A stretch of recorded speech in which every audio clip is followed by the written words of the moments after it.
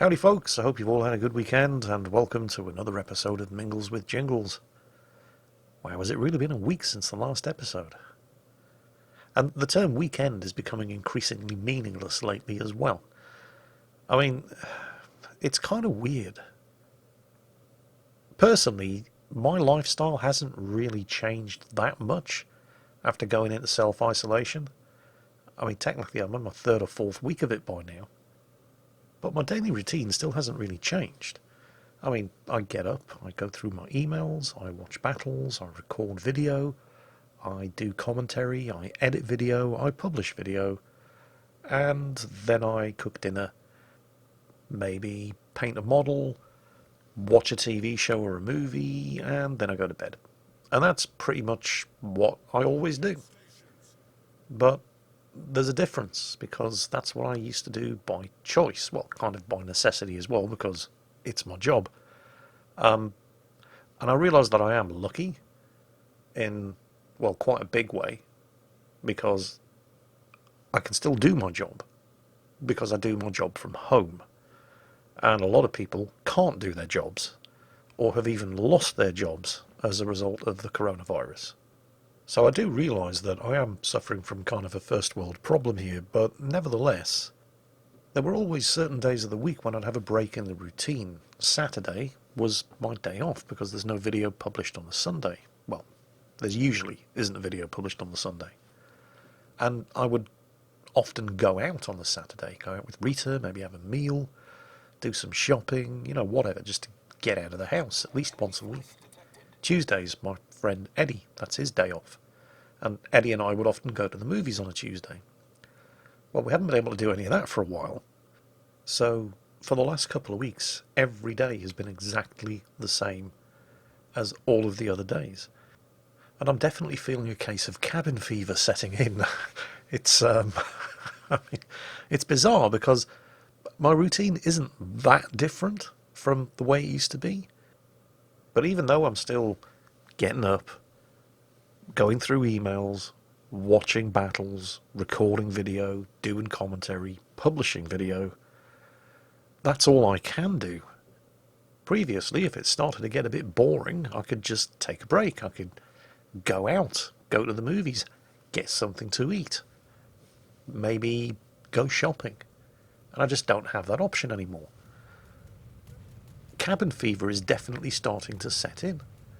I've found that Rita and I are losing our tempers with each other a lot more often than we used to, and over stupid little things, really inconsequential things that don't matter. I'm getting wound up by things, and I know, in my head, I know that it's stupid, but I'm getting wound up anyway. It was like when I was on the Navy on a 6-month deployment, and you'd been at sea for 2 or 3 weeks without a port visit. And everybody's starting to get on everybody else's nerves. All the guys that you're sharing a mess deck with. Some of them you don't even like, right?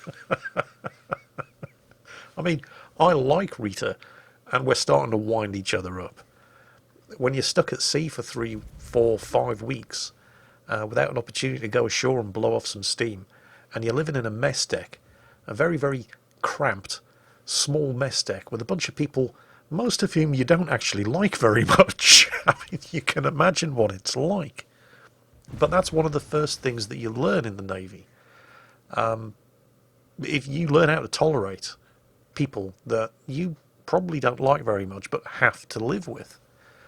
Because if you don't, people get killed, right?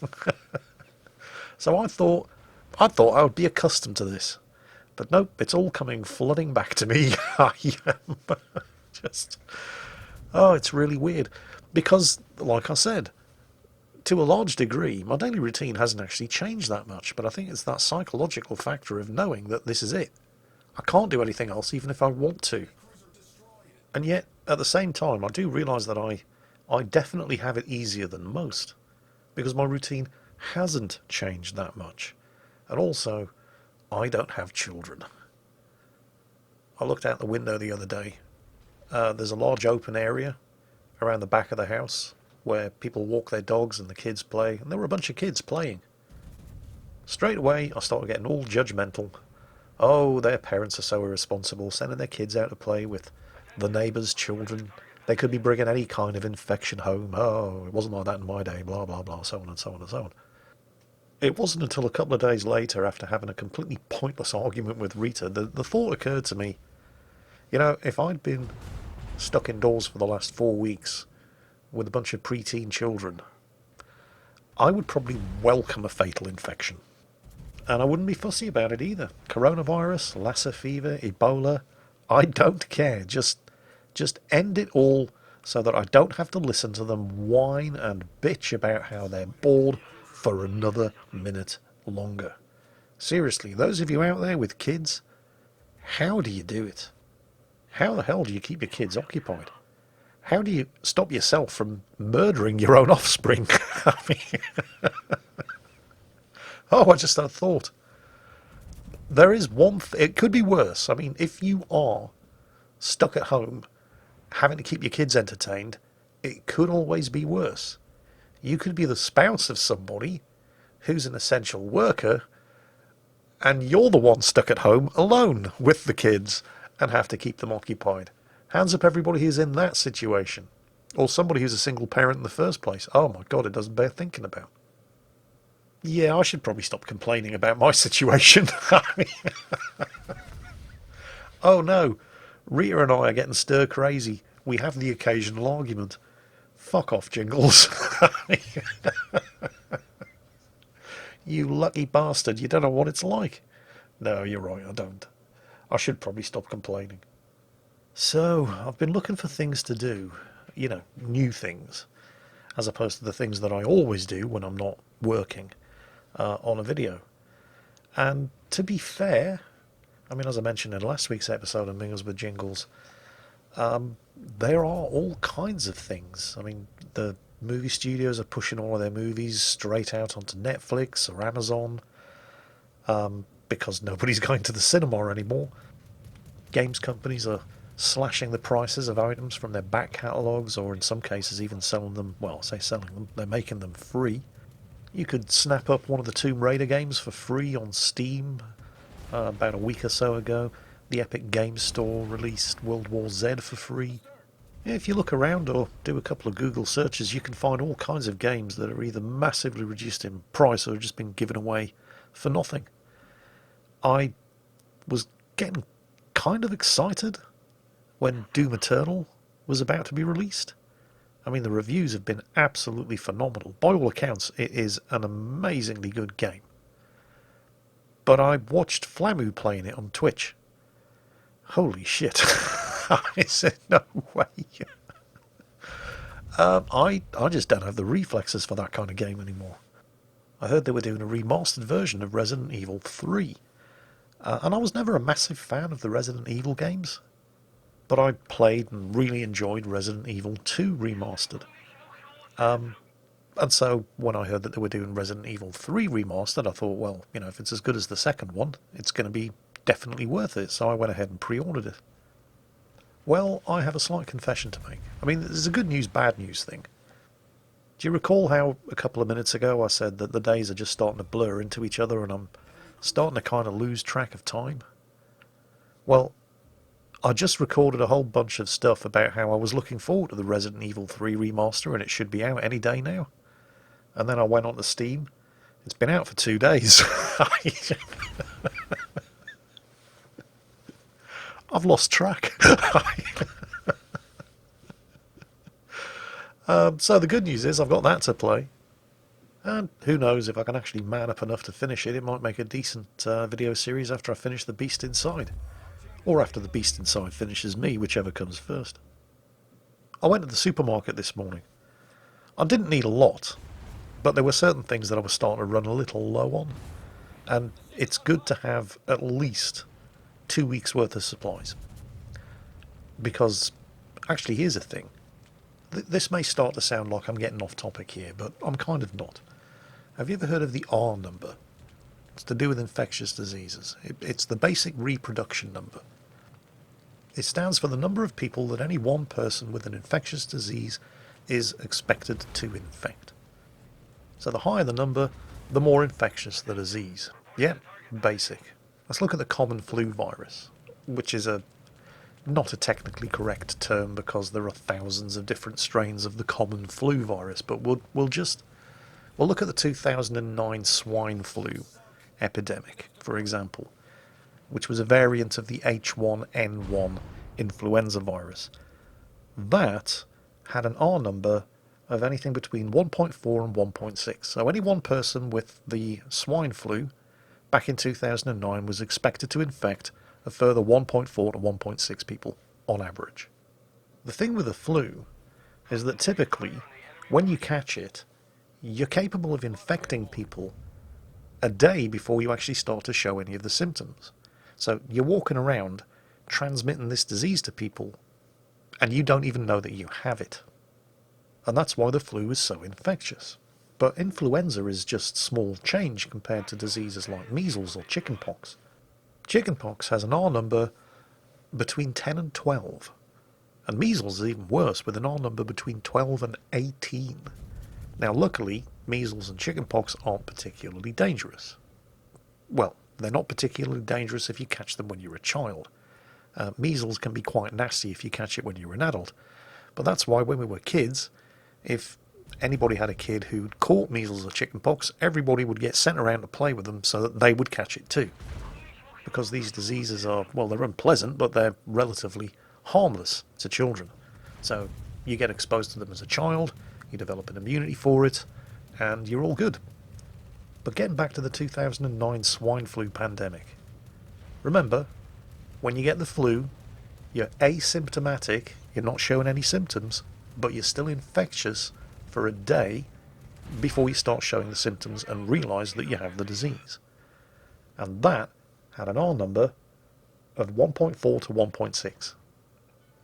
With COVID-19, you can be asymptomatic and yet still capable of infecting people, so you're not showing any of the symptoms, you don't know you've got it, but you can still infect people around you for a week before you start showing the symptoms.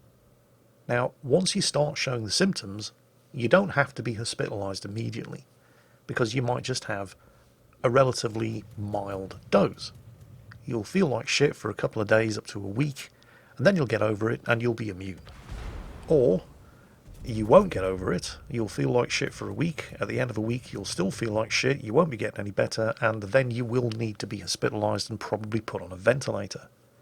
But let's just go back a week to when you first started showing the symptoms. At that point you've already had it for 1 week, and there's a fairly good chance you've probably already infected everybody else that you'll live with.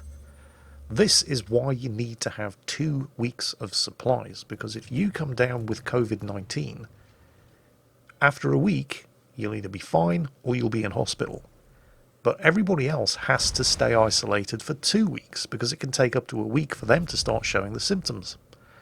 And then it can take a further week to decide whether or not they're going to get over it or they need to be hospitalised.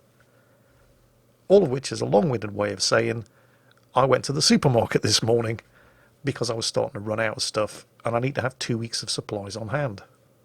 I arrived just after 11 o'clock on a Sunday morning and there was a queue outside of the supermarket of people waiting to get in. The queue was about 350 metres long. That's 382 yards to you Americans, or slightly more than 3 football fields. Well, actually, okay, I'll stop trying to do an American accent. I do apologise. Actually, Jingles, that's nearly 4 football fields because they're 100 yards long. Well, yes, okay, it's 100 yards from one goal line to the other, but at each end of the field there's a 10-yard touchdown zone, so 120 yards. Times 3, 300, you get the math. Anyway, we're not here to argue about the length of an American football field. We're here to just boggle at the fact that there were 3 football fields worth of people queuing up to buy stuff outside the supermarket this morning. And everybody was absolutely fine with it. This apparently is now the world in which we live. I realise that the British, actually it's one of the few things that we seem to have in common with the Russians. Both the British and the Russians don't really have any issues with standing in line for things. We're quite famous for it. But there's standing in line and then there's standing in line. I mean, this was one hell of a line. 350 metres. Or at least it was when I joined the end. And yet, everybody was fine. I don't know if we're all just being incredibly British about it, or people have just adapted to the way things are. I can't imagine this. I mean, if you told me a month ago that today I'd be standing in a line 350 metres long to do my weekly grocery shopping, well, I think it's fairly safe to say I wouldn't have believed you. And yet, here we are. And nobody really seems to be batting an eyelid about it. We've just accepted it. This is how things are. It might just be a cultural thing, but I don't think it is, not entirely. I'd be curious to know how people in other countries are dealing with this sort of thing. I'd love to know how the Americans are dealing with it. I can't imagine they're dealing with it particularly well. I mean, we've all seen the Black Friday shopping videos. God damn it, a 300... Oh no, I swore I wouldn't do another American accent. Sorry, that one just slipped out. A 382 yard line just to get in and buy my groceries? That's probably further than most of you had to drive to get to the supermarket in the first place. How are you all coping? Anyway, I'm okay. I've got 2 weeks worth of supplies. And I've got Resident Evil 3 Remastered to play. And in the unlikely event that it turns out to be complete dog shit, or the very likely event that it turns out to be too scary and I can't actually finish it, well, I can always entertain myself by coming up with new and fiendish ways to torment Rita for the lols. Well, you've got to have a hobby. Oh, I'm going straight to hell for this one. Anyway, that's it for today. I hope you've enjoyed it, and as always, stay safe, take care, and I'll catch you next time.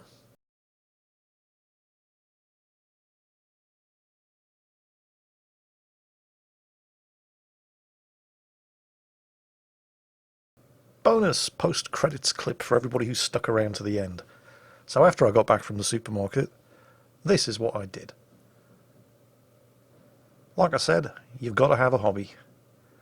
It's quite fortunate, actually, the timing of me getting back into this whole model making thing. Although, hunching over a desk, concentrating furiously on tiny little model pieces is, it's not doing my back any good.